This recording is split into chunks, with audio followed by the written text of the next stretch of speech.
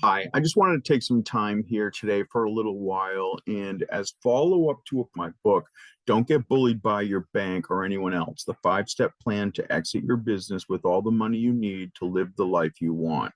And I wanted to try and take things up to a 20,000-foot view for the time being and basically break some concepts down and do it in a way that will hopefully give you a level of comfort and confidence in that you will see a strategy for yourself.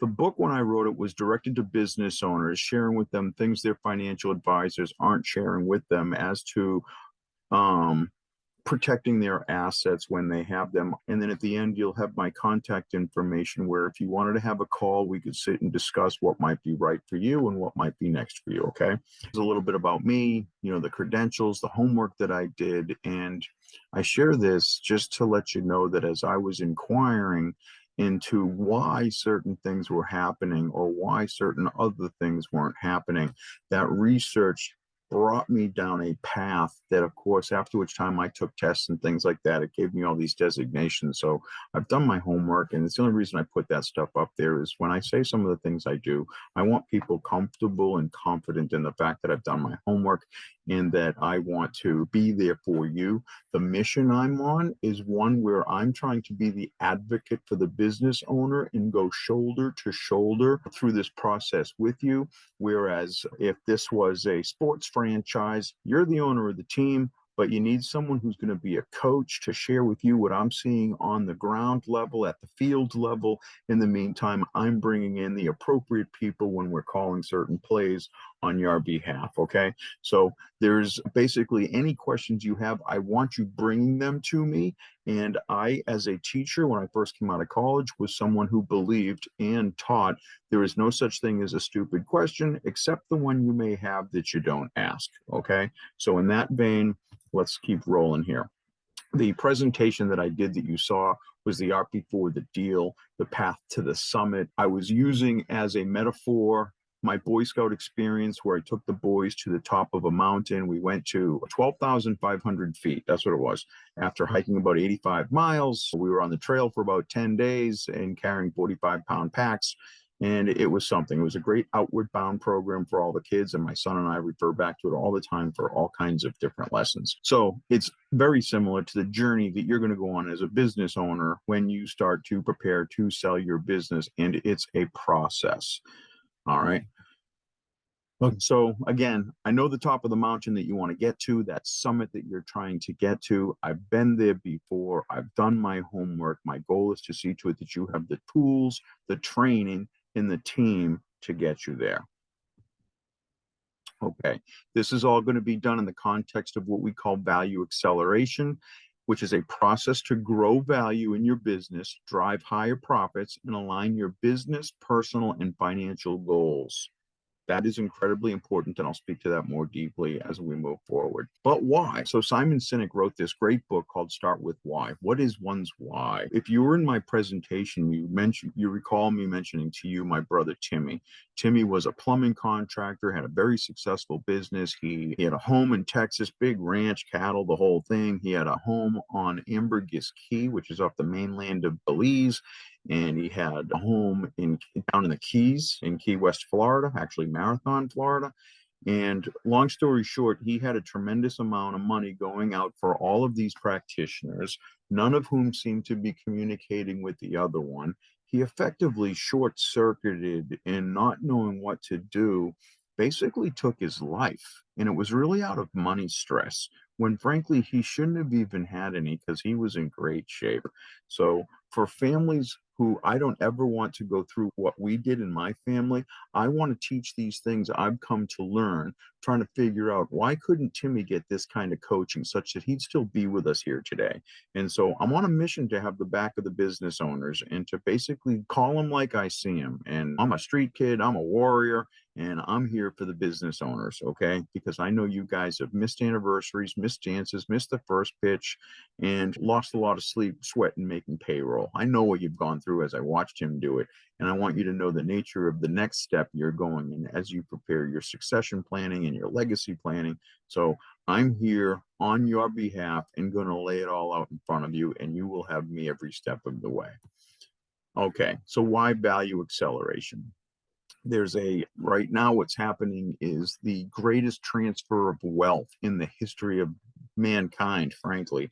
And so in this country, we talk about the baby boomers. They own 63 to 66% of the private businesses in the US. Between 80 to 90 of their wealth is locked up in their businesses. And that represents about 4.5 businesses and $10 trillion in wealth, right? 76 of these owners, 76%, plan to transfer their business in the next 10 years. 49% of them have no transition plan. 70% of them, the businesses that go on the market don't sell. And 30% of the family owned businesses transition to the next generation. Okay. When I heard these statistics, it basically rocked my world and I shifted everything that I was doing. And so here we are. This speaks to the different generations and how different people think, whether they're traditionalists, which are the greatest generation, if you will, the baby boomers, which is the generation that precedes me, and then I'm a Gen Xer, and then those younger than me are Gen Y. Excuse me. The baby boomers work like dogs. They're not going to be told that they're getting older. They're holding on to their businesses longer than normal, and those guys set the bar. Those guys set the bar. All right. So 99% of owners agreed with this statement. Having a transition strategy is important both for my future and for my business. However, if you look, 79% of the owners have no written transition plan. 48% have done no planning at all. 94% have no written personal third act plan, meaning they don't know what they're going to do next. And in Palm Beach, Florida, where people have more money than God, as people like to say, I've seen some of the most miserable sons of guns I've ever met in my life. And it's sad. And the only relationships they have are with their CPA, their lawyer, their doctor, and their financial advisor in many cases, and a lot of very dysfunctional families. Why? They lost their purpose. And I say this to people, when you shed the skin of who you used to be for the last 30 years, who are you going to become? How are you going to have purpose such that your feet hit the ground every morning? You have somewhere to go, people expecting to see you, and you get to go make a difference in the world. That's the difference between people that are and dysfunctional and happy, healthy, purposeful, and enjoying the golden years of their lives. Okay. And I like talking to that, and we'll get there as we work more together. Challenge number one, they're uncertain. Uncertain about what? They're afraid, they're trapped, they don't know what to do next. They don't have a sense of urgency because they think they'll be healthy and live forever, and they're frankly misinformed. And I say this all the time, they're getting advice from people who are living in a broken 50-year-old model. Okay. We are planning for 95 and 100 years old when we're doing the estate planning and the financial planning for people, because modern medicine has been keeping people longer at a rate that most have never thought possible for themselves. It's inconsistent with what they've seen in their families. And certainly we need to make sure that when you come to that age that you have the health, the care, the money you need to live with dignity and pass with dignity. Okay. Challenge two, 5Ds. Okay. 50% of exits won't be on the owner's term. This is an absolute fact. And this is through the Exit Planning Institute, PwC, and the Alliance of Mergers and Acquisitions of America. 50% of these deals happen because of a death, disability, divorce, distress, or disagreement, what we call the 5Ds. Challenge three, owners are leaving cash on the table because they are focused on income generation, not enough focusing on enterprise value. What does that mean?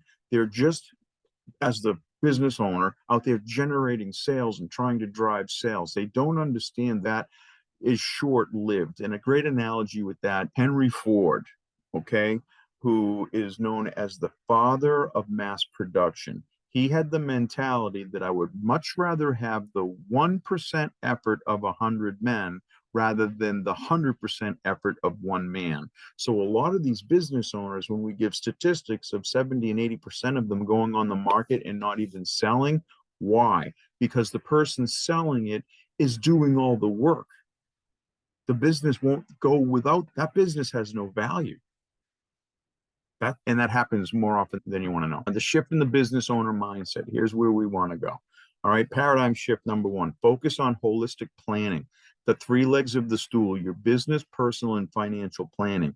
So going back to the short term, it's all about the sales or building the enterprise value, right? Enterprise value is going to be looking at putting a management team in place, hiring people to do the sales that maybe you used to make when you first launching the business, and putting people in layers in place of people that allows you to be removed from the business, have this business function optimally without your involvement. That business has value. Okay. Two concurrent planning paths for the business and the health in the business and your own financial health and welfare moving forward. 70% of owners regretted selling just 1 year after the sale. So here's the statistic, just to clean this up for me, how it was taught to me when I first came into this side of the space on the exit planning side. 80% of the business owners who seek to sell their business will never find a buyer. 80%. Of the 20% that do, when surveyed 1 year later, 75% of them profoundly regret the experience. That's a net 5% of the people actually get the number they want and live happily ever after. Those numbers are atrocious. And so it clicked for me when I heard that, because it was a familiar thing that I was seeing people coming through the door with different breakdowns, not knowing the value of their business, not understanding what the numbers were that they should have been solving for, to discover they shouldn't have been in exit planning mode. They should have been in acquisition mode, things like that. Okay. Paradigm shift number 2, exit planning is business strategy. A well-built business is a well-run business, and that business at any given moment, if one of those 5Ds presents itself, that business still could get an unsolicited offer from a strategic buyer that might come in and offer them more money for that business than they thought, because they put all of these principles in place. That's the solution to not being part of that 80% of the people who can never find a buyer, right? So the 4 intangible capitals: your customer capital, structural capital, social capital, and human capital. Make the common but unintentional behavior very intentional and deliberate. So basically what you're doing there is, as I just said, you're building layers of people and teams to do things. You're putting processes and procedures and structures in place, everything that would have the business be a well-run business. Particularly if you're going to have, if you have $2 million in EBITDA or above, you are a candidate for private wealth, private equity and private wealth. When private equity comes and looks at your business and they look under the hood, they know exactly what they're looking for. And if they see something missing, they're going to begin to discount your deal tremendously. If they see too much stuff is missing, they're basically going to ghost you. And in the business, it's what we say: they don't really want to come to you and tell you you have an ugly baby. So that's why you didn't have the things in place that you needed. Part of this process will simplify the process and clarify the roadmap to success. Okay. Paradigm shift 3, adopt a common framework, the value acceleration methodology. This was the greatest thing I saw professionally, and it totally changed the way I think and totally changed the way I was going to do business going forward, because it was a huge missing in the business. I was working with the best of the best, some of the largest families on the East Coast, having had liquidity events. The team I was on now has $4 billion in assets under management. I was running with the best crowd of practitioners, but there was something missing. There was a strategy, a continuity, a communication on behalf of the sellers that was missing, and that's what this is here. So what is the value acceleration methodology? It's a proven process that focuses on the value growth and aligning business, personal, and financial goals. We'll explain that a little more later, okay? So the methodology itself. This is it here. And when I saw this thing and they explained it to me, I was beside myself. Okay, so in this first part over here, discover, it's part of one of the processes that I walk you through after you get some basic education, you understand where we're going. But if you look below, the assessments: a personal assessment, a business, what we say, a personal readiness assessment, a business readiness assessment, and a business attractiveness assessment. Those 3 things there, by asking you very poignant questions, start to soften the land. Most business owners aren't even aware of the problem, much less the statistics I mentioned earlier, right? So that would be part of what's going on. By asking you these questions and you answering these questions that are something, there's no trick questions. You'll be able to answer the questions because it's your business, right? And then later getting a valuation for your business, so that we see exactly what your business is worth today and what it could be worth tomorrow, should you make certain changes that we'll discuss in detail later on. That's going to be how you move the multiple and really figure out what you could sell this business for. Okay. So the three legs of the stool, the personal business, your personal finances, your business finances, and then the valuation of the business and increasing the enterprise value of it, right? The 5 stages of value maturity we'll speak to, the 4 intangible capitals I just mentioned, and then relentless execution. And because these are processes and this is just good business strategy, when you begin to get into the system, it's going to be unique, it's going to be different, it's something you're not going to be used to. But once you implement this thing and it starts to run, this thing will run like a Swiss watch. And that is the business that these private equity guys will pay you top dollar for. Okay. So the successful exit strategy has 3 legs: maximizes transferable business value, ensures the owner is financially prepared, and ensures there is a plan for what's next. Who are you going to become? And I love that conversation. Maybe you're going to be a Boy Scout leader like I was, and I look forward to doing more of that now that on this mission for the moment, now that my son's an Eagle, he's off in college, he's doing the things he needs to do. But maybe you have a heart for the poor, or you have a heart for some of the infirmed, whether it's at a hospital, cancer, whatever the case may be. Whatever turns you on and wherever you can go make a difference in the world, go be a part of something bigger than you. It'll be the healthiest thing you do for yourself. I promise. I really mean that. The 5 stages of value maturity. Okay, so you effectively have 3 things happening here: your personal wealth while you'd be doing the financial planning you'll be doing, the business wealth as you're increasing the performance of the business and just making sure the business is healthy by increasing sales, lowering expenses, increasing profitability. And as you lower the risk of a business, you're increasing its value, right? So that's going to be through these processes here of identify, protect, build, harvest, and manage. These are going to be part of what in that value acceleration methodology, okay? The 4 C's, the human capital, the structural capital, process and procedures, the social capital, your reputation in your industry, and then the customer capital. Okay? Relentless execution, having a vision, creating alignment, creating accountability, and developing a rhythm. That's the deal. Putting it into action. The enterprise value assessment, 90-day sprints on 2 paths. So you've got multiple projects happening here, and you're doing these things in 90-day sprints where you just stay plugged into the process that you're in until you complete it, right? And then in grow or exit, every 90 days, you start to see what's the plan? What do we want to do? Are we prepared to grow or prepared to exit? And it's just a constant inquiry. So again, back into the value acceleration methodology. Now, as we get into the prepare side of this, we start to do the personal planning, the business planning, the de-risking.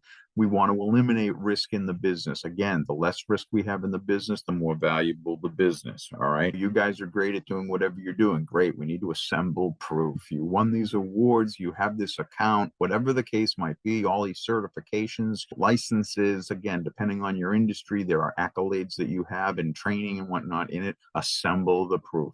And then prepare a master plan. And then if you see the little diamond to the right, that's a decision point, right? So when you see these diamonds going across, that's a decision point. And if you look toward the end of it, grow or exit, what are you going to do next there? So it's a constant inquiry. Okay, the enterprise value assessment, intangible versus tangible assets, range of value, establishing and getting a feel for where you are. I say this in the hiking. It's why I love the analogy. If you don't know where you are, how do you know where you're going? We got lost. We were in the middle of nowhere and had no idea where we were going. And we had to have the presence of mind to shoot a bearing and look at the top of these mountain peaks and then see where we were on the map. And then once we identified where we were, then and only then could we figure out where we were going and begin to head in that direction. And when we got lost, we had to backtrack, which cost us a lot of time and a lot on our physical bodies, which were already broken and beaten, right? In this case here, it's time and money on your end, right? The value of the 4 C's, that stuff starts to get quantified. Wealth, profit, and value gaps, those things begin to get identified during the valuation process, right? And there's an embedded SWOT analysis in there as far as the strengths, weaknesses, opportunities, and threats. And we want to begin to take the highest priorities and begin to address those things so as to be working in the direction of moving the multiple and driving enterprise value. That's the game we're playing here, right? The areas to work on, that stuff's established. Okay. Again, same thing, value acceleration methodology. We get to that point. I love this line here because it's so true. Owner is much more educated here. This whole thing for me is, and I think part of my passion for it is because I care about people. I care about these families that have sacrificed like they have in building their businesses. But honestly, in my core, professionally, what's come full circle for me is I'm a teacher. And so I'm looking to bring forward information, frankly, you're not getting anywhere else. And I say this from the stage all the time. These other practitioners, lawyers, CPAs, financial advisors, insurance advisors, management consultants, HR consultants, they can't teach you what they don't know. And if they're not operating on a sequence like this and they're not collaborating together as there's plays that happen during the game here to get you to the finish line and get you the win you're looking for, there's going to be something left out. And at the end of the day, it's going to be at the expense of you and your family. And that's what I want to avoid for you. So the 90-day sprints, the personal big rocks, the business big rocks. So again, and then every 90 days, you'll reassess this thing, like I said before, all right? So you'll get your house in order, home with your family, with your spouse, with your partner, and then the business will be getting its house in order too in the event something happens, whether you get an unsolicited offer, God forbid one of the 5 Ds shows up and you need to make a move. You're constantly putting the business in a position where, you could do a deal and you know where everything is and your documentation's tight. That puts you in a great position to negotiate. Value acceleration, right? Drive profits and value today. The value acceleration methodology is a proven process that focuses on value growth and aligning business, personal, and financial goals. It creates a roadmap to success, engaging the advisors and employees, promotes teamwork, and it creates a leap in value and income annually. And you'd be shocked as to what kind of leaps can take place when you start to eliminate and de-risk the business, eliminate the risks, and then you start to drive these other financial drivers that will increase the value. All right. Great stuff here. So really, in finishing, I just wanted to keep this thing short, but to simplify it for you all.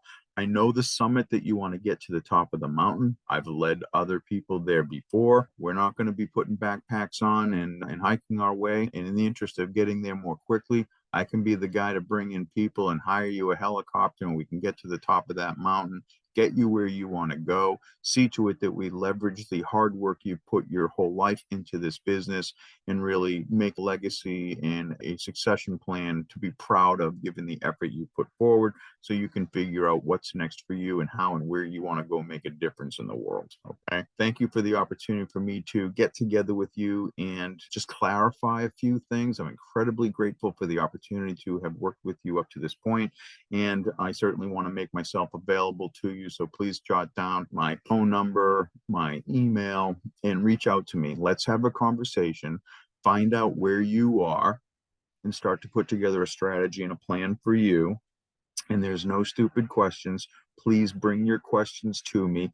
Let's find out what we need to do. And on my end, it's going to be to educate you first and just get you the education you need so that you're now better able to understand why you need to make other moves that you'll make during this process and the compounding return you're going to get on it, having made those moves, because the movement in that multiple translates to millions of dollars for you. Okay.